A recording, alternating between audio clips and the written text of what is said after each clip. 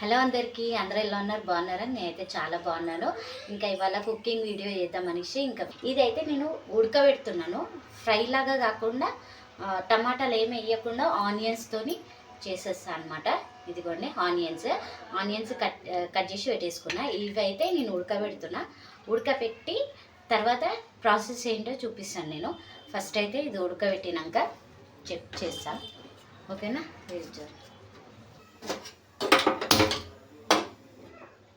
ఇట్లా అయితే ఉడకబెట్టుకోవాలి. ఉడకబెట్టుకొని మొత్తం పొట్ట అంతా వెళ్ళిపోయినాక తర్వాత చూద్దాం.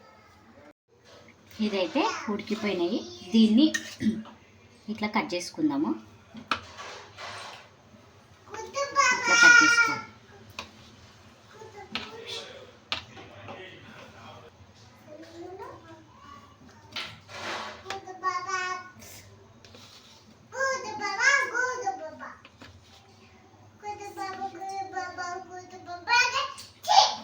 కడాయి అయితే పెట్టేసుకుందాము.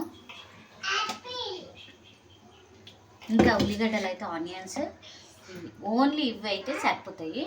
దీంట్లోకి ఒక్కటే వేసుకొని పెట్టేసుకుందాం.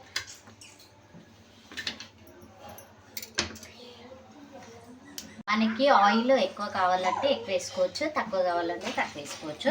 నేనైతే మీడియంలో వేసి పెట్టేస్తున్నా. ఆయిల్ వేడెక్కినాక చూపిస్తాను.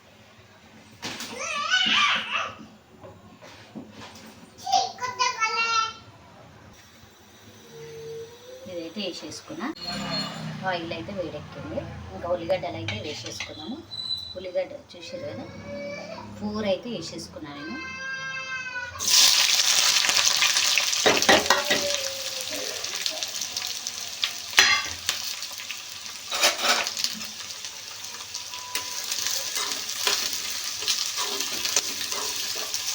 బాగా వేడి కావాలి.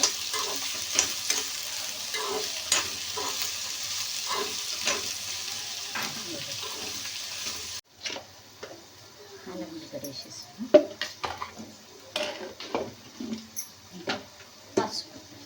పసుపు కూడా వేసేసుకోవాలి. లైట్గా పసుపు వేసుకున్నా.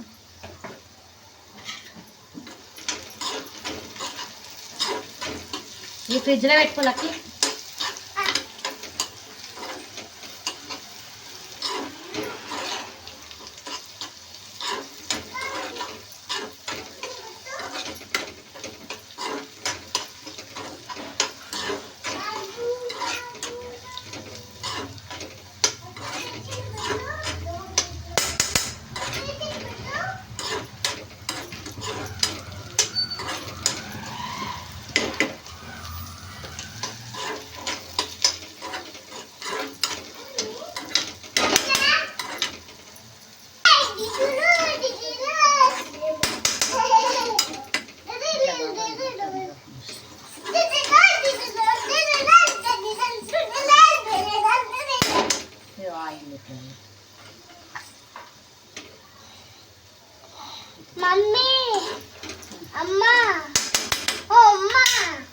ఇప్పుడైతే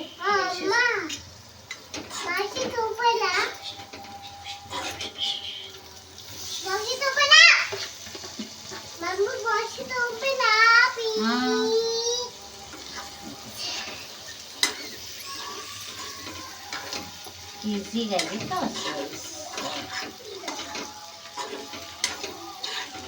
రెసిపీ కూడా చాలా బాగుంటుంది.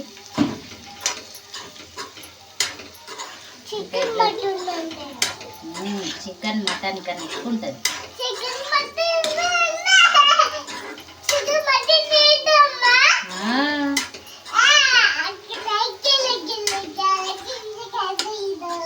ఎక్కువ కలపొద్దు, లైట్ కొంచెం వేగండి. చూసారు కదా, ఇట్లానే సేమ్.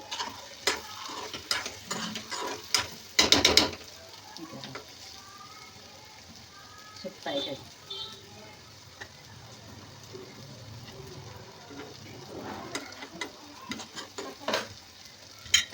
పెద్ద పెట్టుకొని పెట్టేసుకుంటా.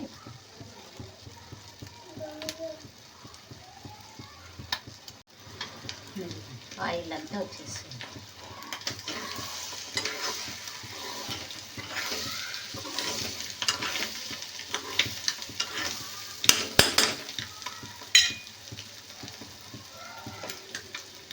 ఓవర్ చూసిరు కదా మన వీడియో. సో ఇదే అనమాట. మీరు కూడా బ్యాచిలర్స్ అయితే వెంటనే ఈ ప్రాసెస్ ట్రై చేయండి. ఎమ్మీగా టేస్టీగా ఉండే ఎగ్ కర్రీ అనమాట. టమాటాలు ఓన్లీ ఉల్లిగడ్డ గుడ్లు ఉంటే చాలు. ఏదైనా మన ఇష్టం. పచ్చిమిరపకాయలు వేసుకుంటే పచ్చిమిరపకాయలు, కారం వేసుకుంటే కారం, ఏది వేసుకున్నా ఉల్లిగడ్డ గుడ్లు ఉంటే చాలు. ఈజీ ప్రాసెస్లో చేసేసుకోవచ్చు. ఇదనమాట. Thank you for watching.